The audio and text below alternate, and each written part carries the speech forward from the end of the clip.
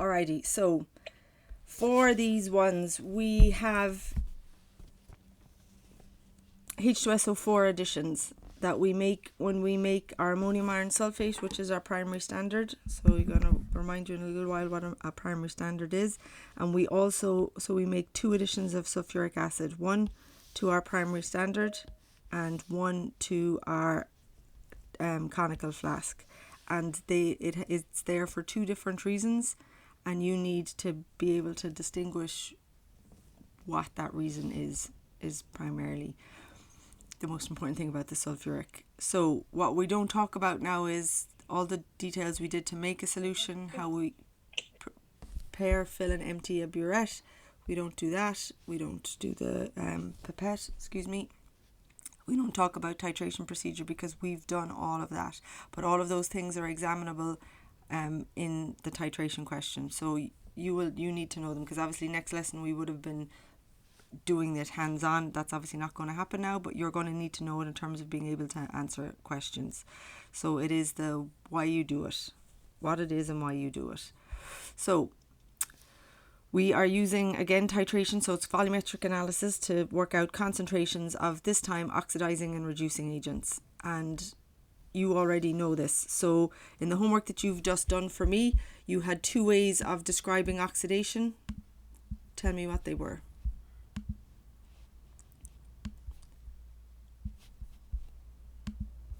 Don't all speak at once. I know it's bright and early, but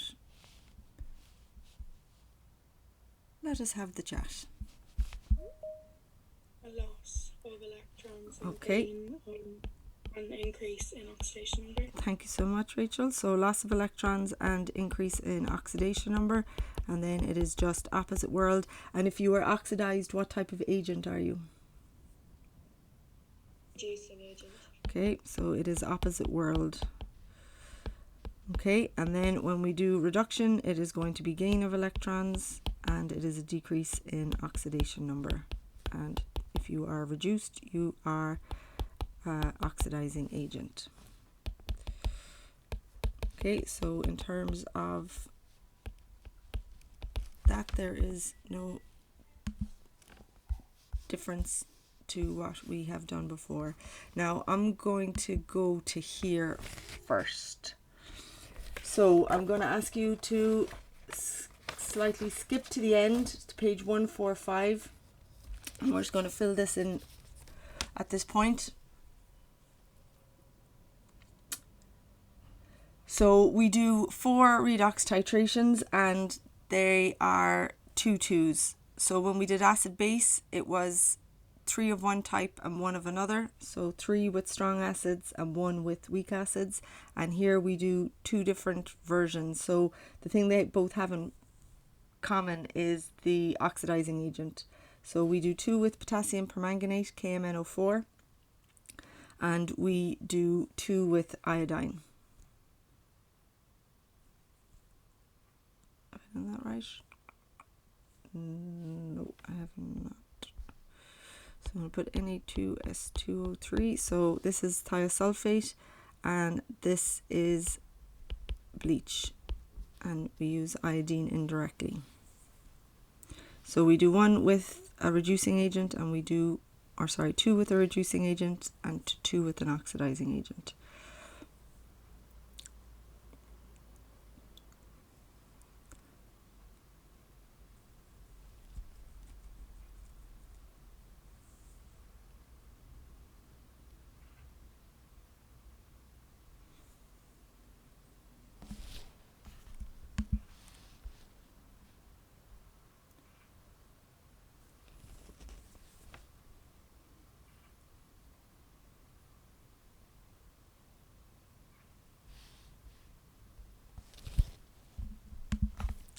Now of these,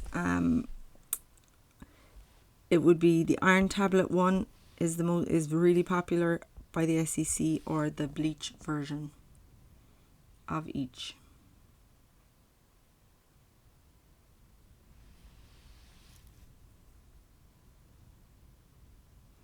And up to a couple of years ago, the one that we're going to do today hadn't been asked at all, ever. and I think in about 2017 it was asked, new chief examiner. But the chemistry that we do for this first titration is the exact same chemistry as we do for the iron tablet. And as we've said, this time they're not really, well, they are indicators in terms of they're telling us when the end point is happening, but we're using part of our titration itself to determine that. So I always put in for my colour change with KMNO4. It is obviously colourless because there is no colour at the beginning, but it's the first permanent pink that you get in your conical flask. And I don't know whether Declan Kennedy's Chemistry Live video will show you enough of it, but the pink appears and disappears as you titrate, and it's obviously the end point is when you get the pink that doesn't go. Yes, when we go back, will we be doing these titrations? Absolutely. So I have a big list for all my year groups of everything that we're going to have to do. Yeah, that is the plan, Molly. So we still have to do your anion tests from last year, so that's still on the list.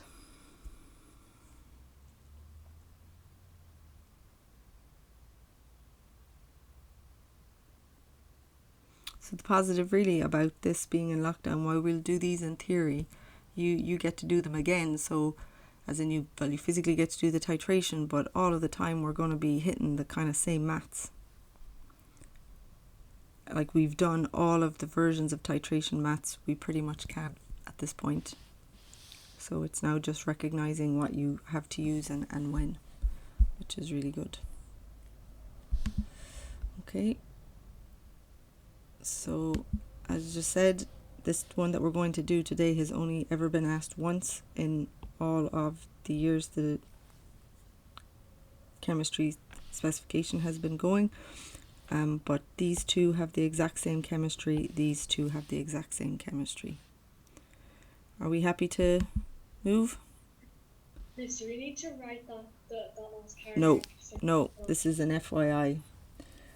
What do you mean, same chemistry? So these two both have the same chemistry. You're essentially titrating in both things, iron and manganese, on the left hand side for either the iron tablets or the ammonium iron sulfate, and over here it is essentially an iodine thiosulfate titration on this side. So the chemistry is the exact same for both of them. When we did the acid base, the chemistry was all the same for all of them, but for 3 of them they're strong acids, so we used a particular indicator, and for the other one it was a weak acid, so we used a particular indicator for that. So that is the main difference. Okay, so we go back and we start learning about stuff. Is it okay to swap? Thank you so much. So you can't see these colors. This is potassium manganate. Potassium permanganate is what it can be called. It can also be, it's in your book, it's written as potassium manganate 7. So that would be a more modern name for it because it's manganate. It's telling you the oxidation state of the manganese. This is a more old school name, but for some reason the SEC keep going with it. So this is the beautiful purple. When you put it into liquid, it just is the most glorious purple color. Now, things you need to know about this is that it's not a primary standard, and in a minute I'm going to be asking you, or you're going to be telling me what a primary standard is. So can we remember what's the word to describe something that isn't a primary standard? What do I have to do with it in a titration? There's a chemistry word we use for that. Yeah, it has to be standardized. So we have to standardize it by titration against a primary standard.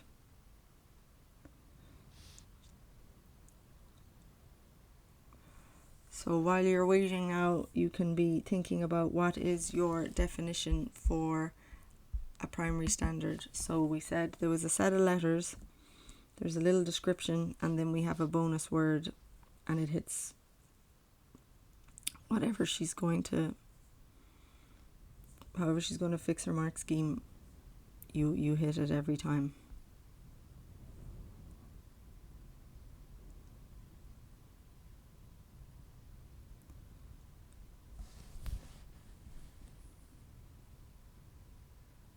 Okay, I'm going off Eva because I can see her hands.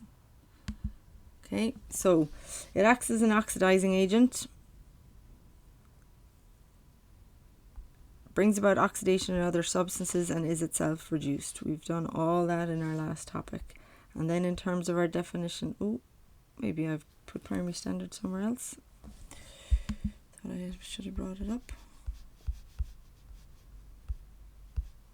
I don't know where that went.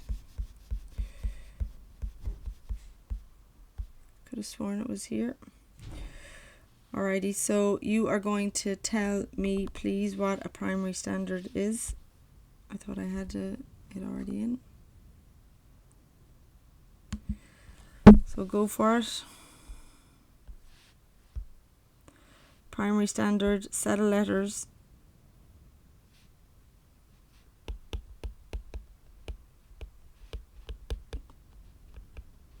Go for it. Tell me something. Pure, stable, soluble, solid. Nice. So pure, stable, soluble, solid. Okay, so that is the PSSS. Next point. Easily weighed out. Yep.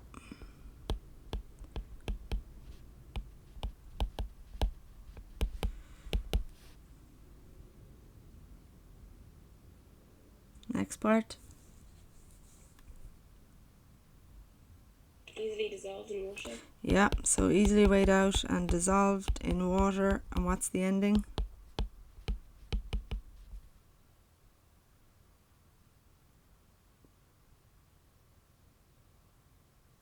To give a solution of accurately known concentration. Thank you. And then bonus word.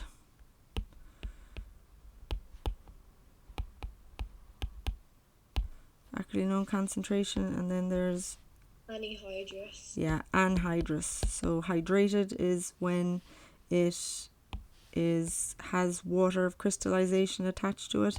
Anhydrous means that if you leave it sit out on your desk, it won't absorb water for you. So that's the reason why you can weigh it out, dissolve it in water, and get your solution of accurately known concentration. So again, no matter how she decides to flip her mark scheme, it's not going to matter. Alrighty, so you're going to do a little bit of balancing for me. You have the equation there. I don't want you to go down to the part where it says reactions of MnO4 and Fe2+. Hopefully you will have enough room to balance. Have a practice. So it's the MnO4 plus H plus Fe2 plus. And I'm going to see, can I go find Charlie?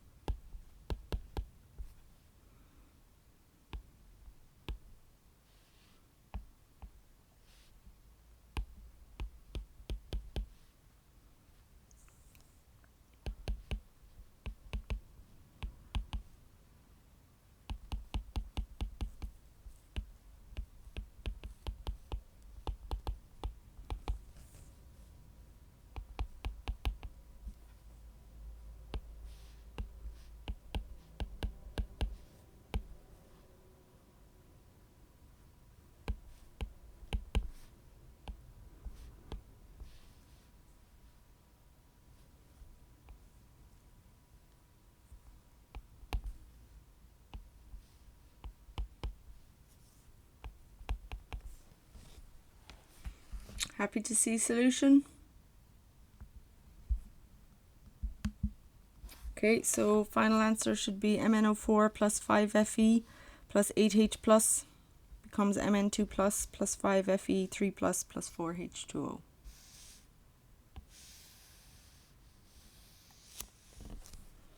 Okay.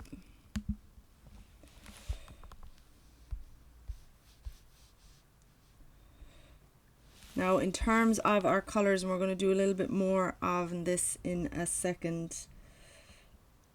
So where you have written, where it says the reactions of MnO4 minus and Fe2 plus ions, we're just going to put the little kind of slightly full half equations in here.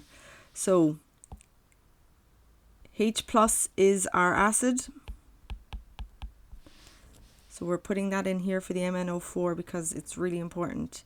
If acid is present, the oxidation state change for manganese goes from +7 to +2, and that is purple to colourless, and that is the change that we see in our conical flask, in that we're adding in purple KMnO4, and in our conical flask it's going colourless, colourless, colourless, and we're judging the end point by the first extra drop of this. But the oxidation state and the colours are really, really important. So the colour here is purple if it's +7 oxidation state, all the way to colourless +2, and this in this titration is what we want. We want it to go from +7 to +2.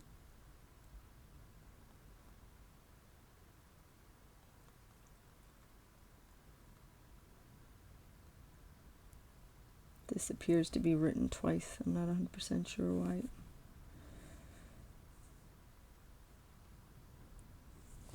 Okay, but this is really the color change that we're interested in.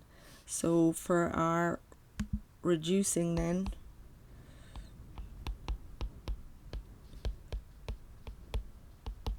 the half equation for this is it's 5Fe2 plus goes to 5Fe3 plus, and we have our 5 electrons over. So this is our oxidizing agent, and we want it to go to +7 to +2, and it's the fact that the acid is there helps us to do this. So when we do organic chemistry next year, there is a new practical that was brought in about 2 or 3 years ago that uses manganate oxidation states in its chemistry, but we do it in a basic conditions, and you'll see the reaction is ever so slightly different. Are we okay with this? So I'm going off Eva again. She's giving me good visuals. Okay, so you have this little table on the top of your next page, and it is just giving you the compounds, and you can work out the oxidation states for them, but it's a +7, so there's 3 oxidation states for manganese. There's a +7, a +4, and a +2.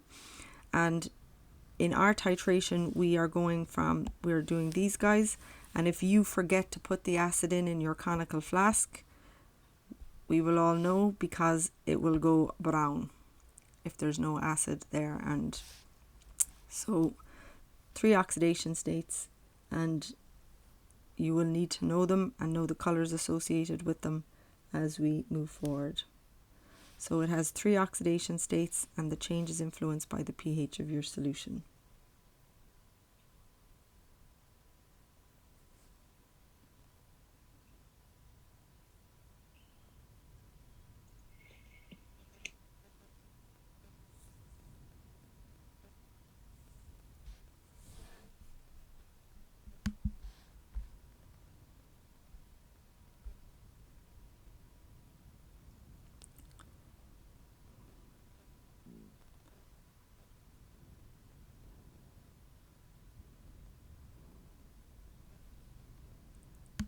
So this is our titration today. The first 2 sets of titrations that we're going to look at are going to be based off on Mn+7 going to Mn+2. And if you do brown, we will all know that you never added acid. So we use sulfuric acid, concentrated sulfuric acid, particularly horrible stuff.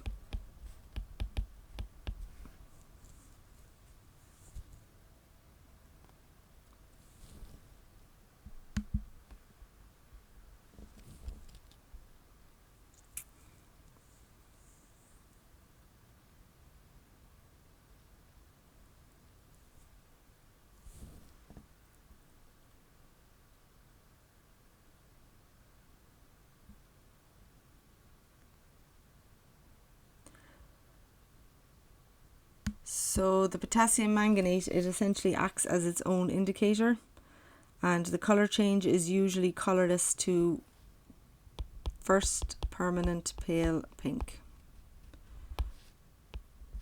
or first permanent pink. So I would like you to use these in your answers.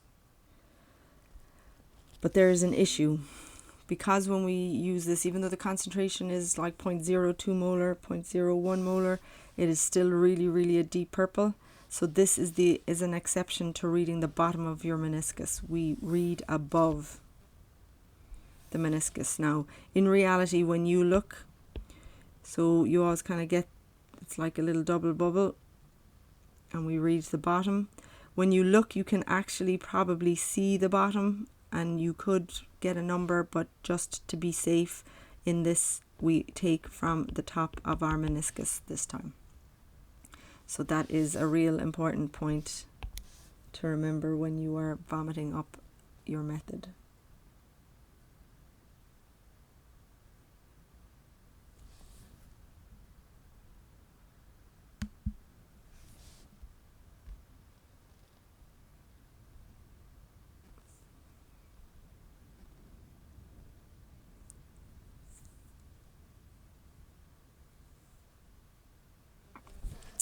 Now, the equation is always given, and it is always given balanced.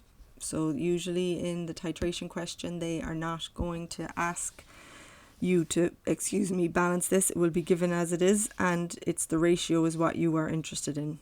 So the ratio is always 1:5, and we use these obviously in our calculation.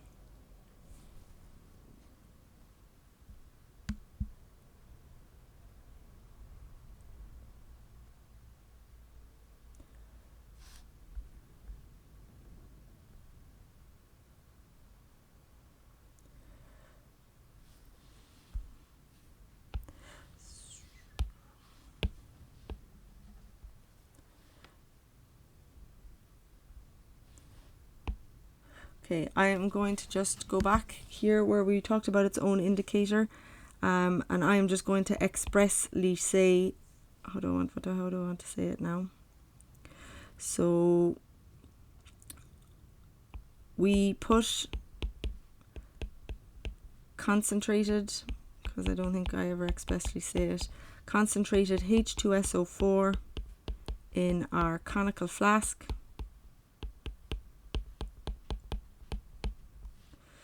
To ensure that Mn7 plus,